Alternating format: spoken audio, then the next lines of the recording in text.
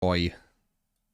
It is no secret that Dead by Daylight is having some seriously concerning numbers when it comes to the recent chapter releases of huge licenses like Chucky and Alien, completely flopping or even dropping players with their release. I ain't actually been watching this recently, the These count. are Is it going massively down? iconic and requested characters that a few years back could have legitimately doubled the player base of DBD, but somehow there was almost no hype for these chapters within. Bit quiet. Yeah, some of them are for some reason. Okay, let's turn this up. We're gonna have to mute the alerts.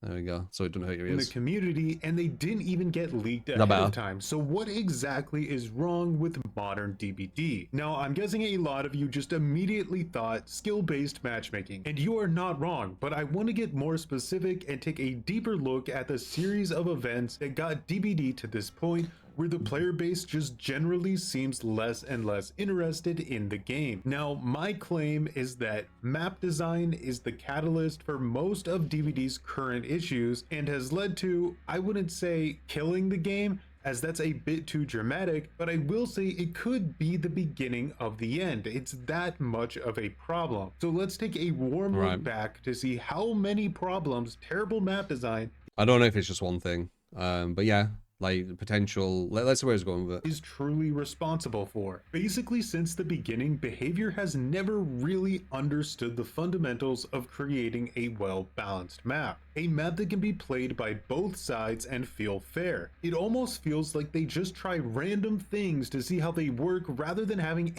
It almost feels, and I think we've said this before, that some killers, they almost need like a whole different map layout, right? So it's a bit of a weird one. Like some killers, yeah, like they need this whole different kind of loop design. So how do you deal with that? Do you have like random, like if you pick this killer, it's going to have these kind of tiles randomly spawning? I mean, that could be a solution. It's way too advanced for the devs to understand even how to start that though. But Any kind of concrete idea, or at least trying to learn from past mistakes. This is especially noticeable when they need to get rid of god loops and god palettes. I don't know why they're in the game. I don't get it. remake maps and they're still terribly balanced. Take for instance the game. The reworked version is just filled with god palettes. That's the whole Trash. map. It genuinely Very feels badly like designed. the design team went, hey, let's try making a small map with an insane amount of safe palettes and see what happens. And there's plenty of more examples of Behavior taking badly designed maps and reworking them to be just as bad as the original, or in some cases designed maps. Really? It didn't change that much with the meter squared? That's fucking crazy. I would say the rework's better. The issue with Ure, the rework's better because if you have a rectangle map, you can create a split and then just stay at one side. There's a map what has that. I always forget its name. But there's a map what has that, and that's exactly how you play it. But the issue with Ure is the loops. The loops are too safe. And the big build in the middle is way too much of a time waste. They're the two big, like, well, and also the sound design. You can't really hear them. But holy crap, I thought they were doing like a big change. They're not the same size. I don't know why it says that. It is smaller, but barely smaller, right? What is this? Oh, they cuts into it. Maps and reworking wow, I thought them to be just as bad as the original. I thought they did more than that. Or in some cases, yeah, this is worse. I think this is worse. This is RPD, yeah. Adding more god palettes for some reason. Very strange. Even worse. A new strategy of theirs seems to RPD is unsavable. It's a one-way system. love the idea of putting. Well, actually, It is savable, but they need to break holes into many walls, and then it won't be as much of a one-way system, and it'll be better. Random clutter all over the map to annoy basically everyone. Then when the community voices their complaints, there's a strange egotistical attitude from behavior when it comes to taking feedback about map issues from the community. Again, it feels like behavior is just saying, you know, we're the developers, we know what we're doing, you are the players, stay in your lane. It's gotten to the point where it's like, no, you don't know what you're doing, and at this point, I think you're How long have I been saying this, guys? Like, I've told you, like, I have no ill will towards the developers. I'm not like this person who's like, oh, it's the developers, therefore I need to say something bad, you know, like one of these certain people who are just like, you know, oh, it's this person, say something bad. I'm not like that. They genuinely don't know what they're doing with a lot of stuff. It's just, that's just how it is. So yeah, you know, massively agree. Afraid to ask. That might be a little I'm harsh, not afraid to but ask. it does seem true. So what does behavior do at this point? The player base is frustrated and tired of playing on not just badly balanced maps, but insultingly bad maps. Like, how does behavior generally not know what a god window is after all these years? Yeah, or right, so after all of these complaints, do they finally decide to balance their maps? They don't respect our intelligence. Instead, they come out with the Deus Ex Machina to all of their problems, the anti-loop killer. The first and most notable one that I would define as truly an anti-loop killer was... Yeah, but it's already been created though. Like, if you're saying, oh, you know, they should have made the loops where they're more man-gameable and all this kind of stuff, it probably would be like really good, but you know, the bag of worms already open, so to speak, right? Or the can of worms. It's already been opened, so these anti-loop killers already exist. So now what? So this is gonna be interesting to see what he says, because they already exist. So yeah. Deathslinger, followed by Pyramid Head, Victor, Trickster, Nemesis, Pinhead, even old characters like Doctor, Freddy, and Clown were being reworked to become true anti-loop killers. These killers weren't so annoying and had genuine counterplay in a lot of situations. But by time artists rolled around, the DBD community was pretty much burnt out on anti-loop killers. It wasn't that anti-loop killers were badly designed, it was pretty much burnt out on... Dude, it's all long about loop, it's about holding W. I mean, again, it's because of, in my opinion, the time waste of just holding W and the safeness of doing it is just massively beneficial. So that's why they want to do it. And also the killer objective taking longer than the survivor objective, once again, is beneficial to do. So that's why people hold W.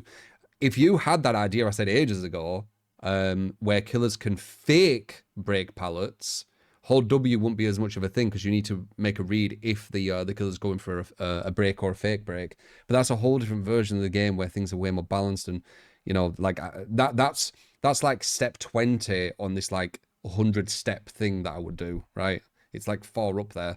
But yeah, anti-loop killers. Everything I've said. Anti-loop killers were bad. I'm assuming like a lot of this stuff that I see with DVD, they're just going to say stuff that I've said like so much, because we all are going to come to the same conclusion eventually. Badly designed, it was that they all feel somewhat similar to play against. So in comes Sadako. For all intents and purposes, she was an M1 killer. Now, although she's the killer I find most fun to play in the game, the unfortunate truth is that the majority of the DBD community pretty much wrote her off as a trash killer with, you guessed it, no anti.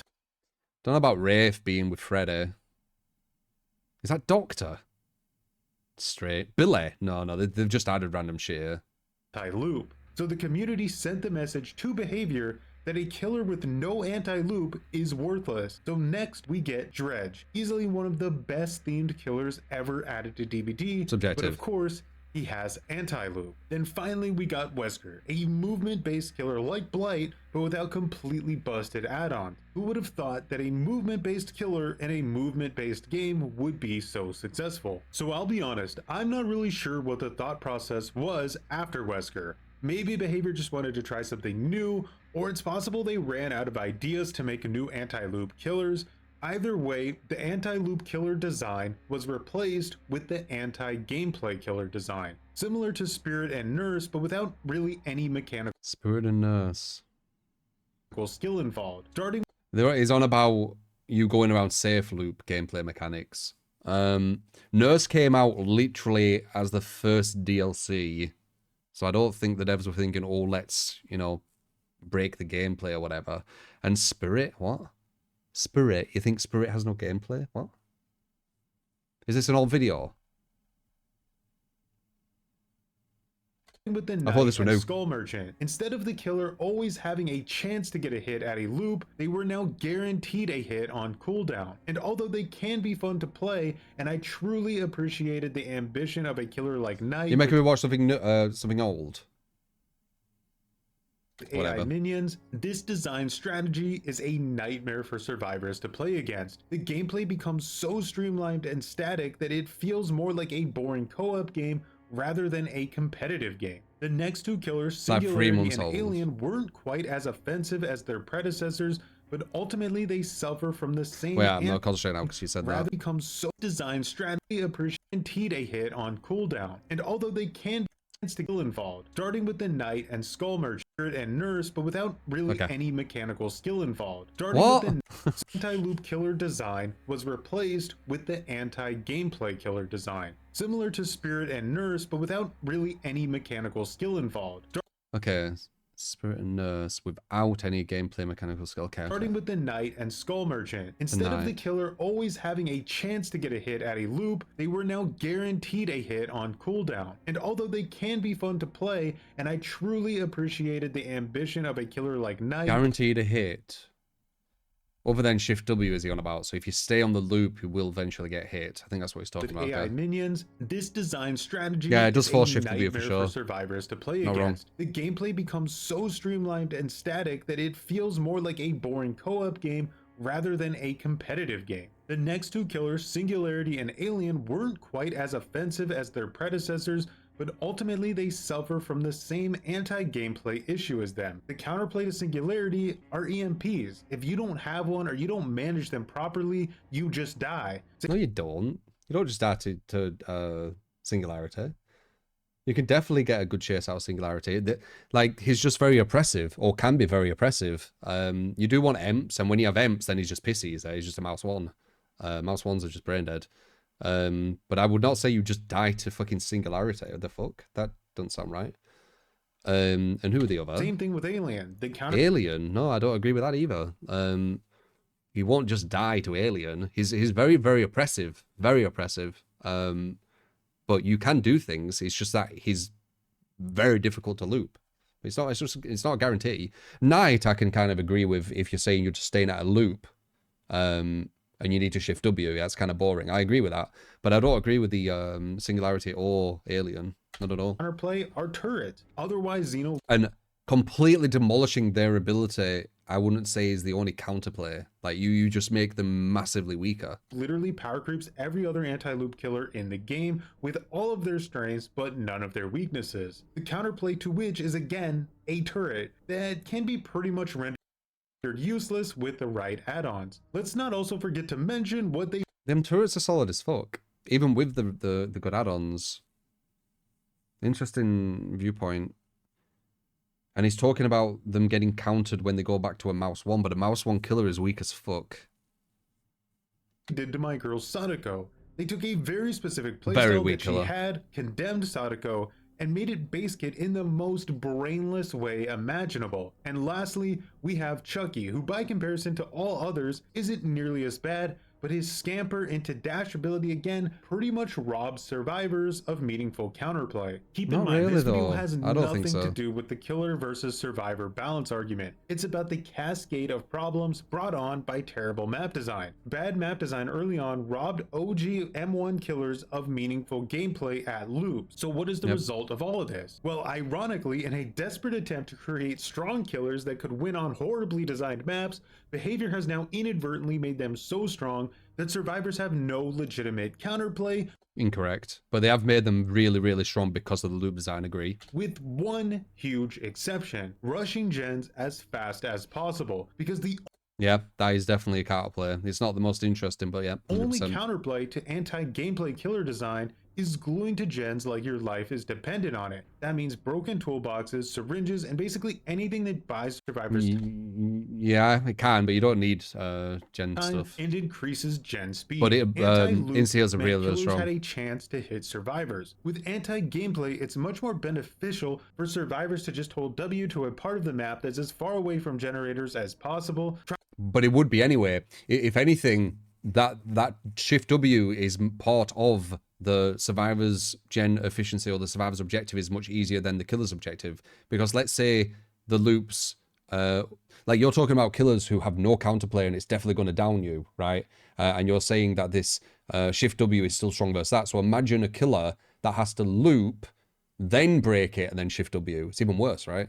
Trying to loop a killer that can't be looped is too risky. The philosophy So essentially they'll just do the loop and then shift W instead of just shift W straight away. So they get even more time.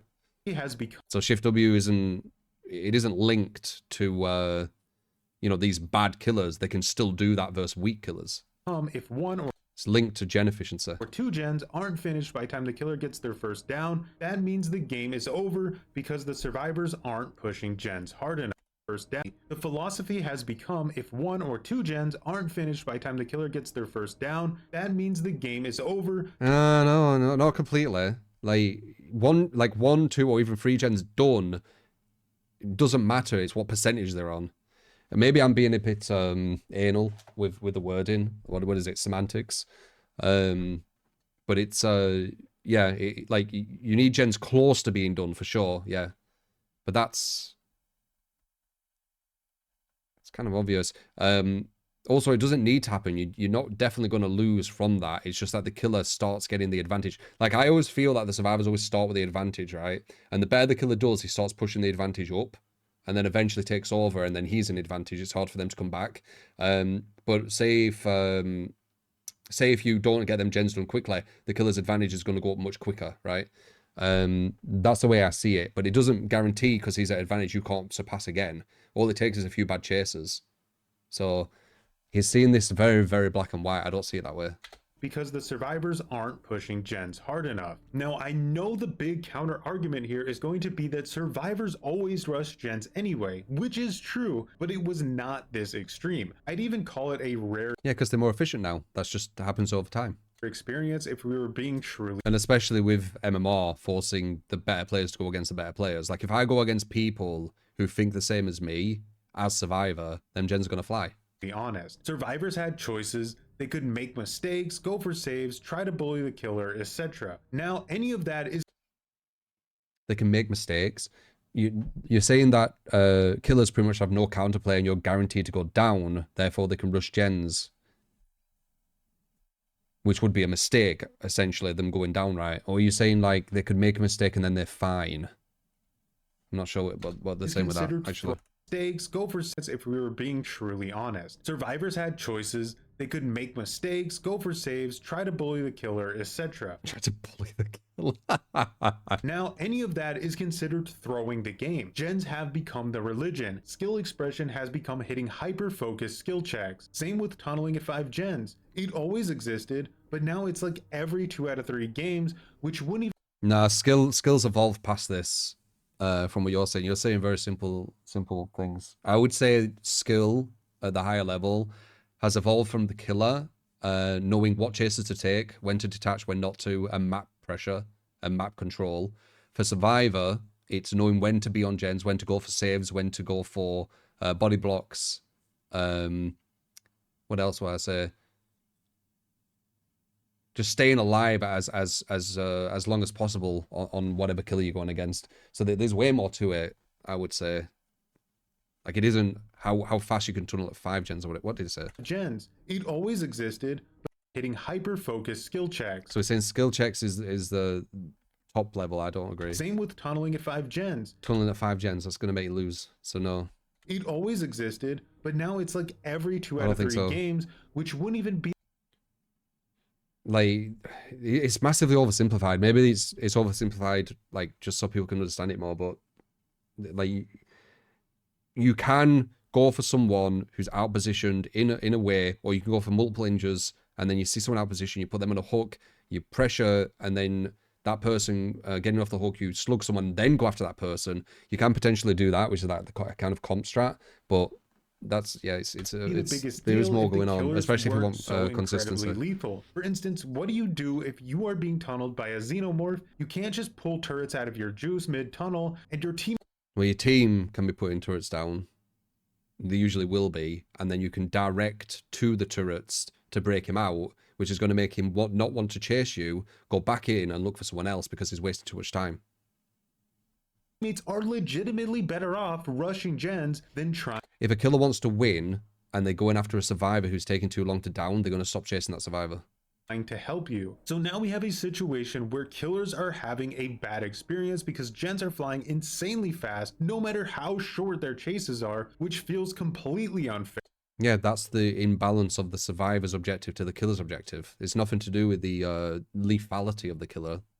And survivors are having a bad experience because the entire gameplay loop is a generator repair speedrun simulator. Because it's so oppressive. You don't need to do well with survivor to get all the gens done if you're efficient with them. Pushing the That's the issue. To the absolute extreme. Always been an issue. Running powerful slowdowns in nearly every game, which again wouldn't even be such a problem if it wasn't for the lethality of the killer design. Freddy getting 50% gen regression from one hook isn't nearly the same thing as a nurse getting it. Then on the other side, survivors running windows, gen speed perks, and exhaustion perks to maximize their shift. Don't need gen speed. I'll be honest, they do not need gen speed perks. I don't know why they're in the game. W value. It also doesn't help that Behavior keeps adding movement speed based perks and add-ons that really make maps feel even worse than they already are. The ultimate perks and add-ons W value. Gameplay is distracting. It also doesn't help that Behavior keeps adding movement speed based perks and add-ons that really make maps feel even worse than they already are. The ultimate outcome of all of this is a game where every match feels the same. And by the way, what the hell's going on here? He's going against below the buffer right here. Look, they only even done one gen. And it's boring. As Sadako. All because Behavior refused to address with fucking Surge. DBD's biggest flaw since the very beginning and kept doubling down or finding easier alternatives to get since and it's boring. All because Behavior refused to address DBD's biggest flaw since the very beginning and kept doubling down or finding easier alternatives to get around the map design issues rather than addressing them directly. Did she keep missing fucking skill checks? Since the very beginning and kept doubling down or finding easier alternatives to get around the map design issues rather than addressing them directly. No matter how much the community complained, Behavior always knew better. It's the same thing with skill-based matchmaking. The entire DBD community basically begged for it not to be added to the game, and it was anyway. Did they? I feel like I was one of the few who was trying to like say making this about kills is a bad thing, and saying the eminent system were better. But were loads of people saying that? I don't remember it, you know. I really don't remember it, but maybe they were. A lot were crying for MMR. They were crying for it. They wanted it. Can't remember, so I can't say. But I do remember me being one of the minority who was saying that the game should be about hooks, that MMR being about kills is going to be bad, and people being like, no, it isn't. I do remember that, but I can't fucking remember, man. I'd have to look. Because people do reinvent history. They just do. They create things that didn't actually happen. But I can't remember. But I don't remember lots of people saying MMR shouldn't be in the game. I do remember them saying it when it was in the game and being, what the hell, this is really strict MMR or whatever. But I don't remember them saying it before it was in the game. But I can't fucking remember.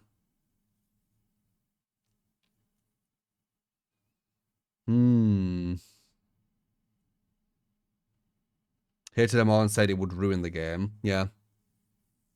Yeah, I can't remember. I really can't remember.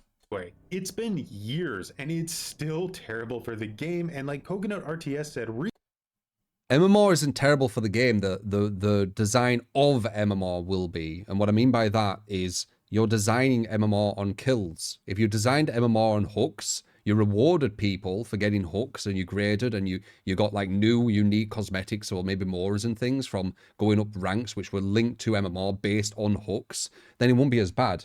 The issue is it's based on kills. That's the big issue. They're giving completely pointless data, so they can't tell how good or bad other killers are to one another. Like Nurse is like classed as like the worst or whatever with the shit kill data, right? And yeah, it's just they're not getting good data, and the gameplay design is designed to create unhealthy and unfun gameplay loops. You don't have to, but they can be used and can be very successful in the design of what MMR wants, right? With the kills and escapes. Same with escapes as well. Like a survivor, obviously a survivor to get to the top would need to have some consistency in them, but to just escape, you don't actually need to do anything, right? So it's just the MMR system, in my opinion. The longer SBMM is in the game, like MMR in general, don't have to be the worst thing. It shouldn't be so strict though, I feel.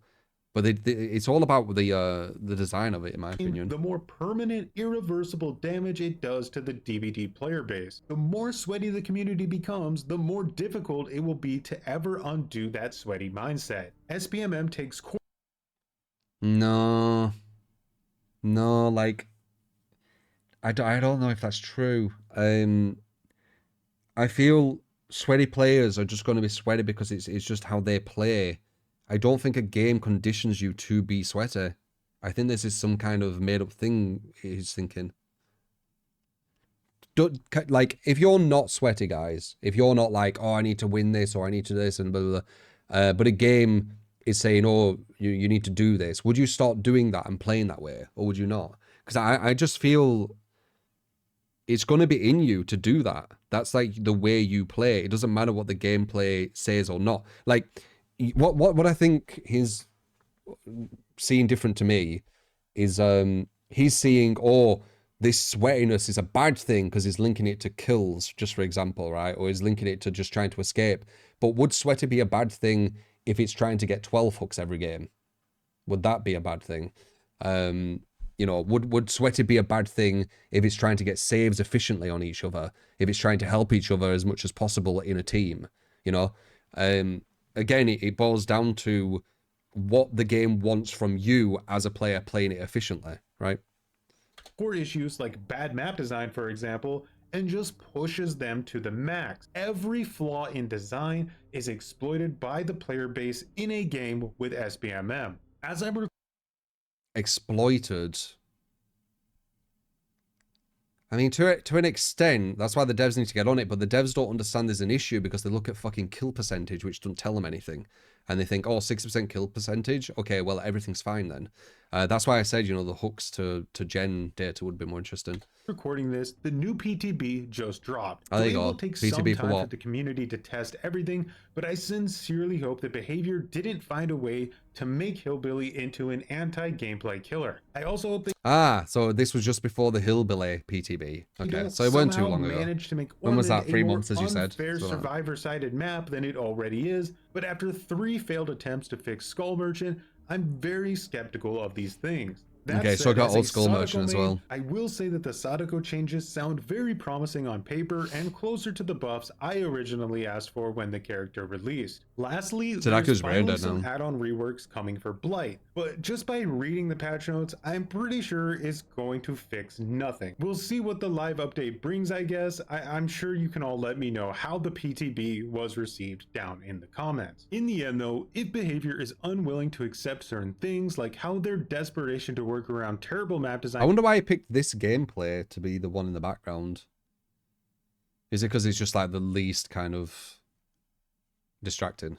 And has caused so many cascading problems, or how skill-based matchmaking has utterly failed and is literally ruining the game, then this truly could be the beginning of the end for DBD. Remember, I don't want to be too dramatic, but big licenses are no longer carrying the game like they used to. People are not having fun. New perks, awesome new cosmetics, iconic killers, iconic survivors, great events, all of it is just wasted on the current state of the game. Normal, everyday players are having miserable experiences regardless of what side they play, and DBD content creators are starting to branch out to new games. So Behavior can keep adding new content, but if players are associating DBD with stress, frustration, and negative experiences, then the juice is just no longer worth the squeeze. I really do hope Behavior strives to make DBD fun again in 2024 as their primary goal. I have a few ideas on how they can do that, but now I want your opinions. Are there any other reasons you all feel like these recent massive licenses have failed, or why players don't seem like they want to come back to DBD? Let me know in the comments. Also, if you enjoyed the video, please consider leaving a like, as it massively helps out the channel, or dislike the video if you're a Skull Merchant main who runs RPD offerings every month.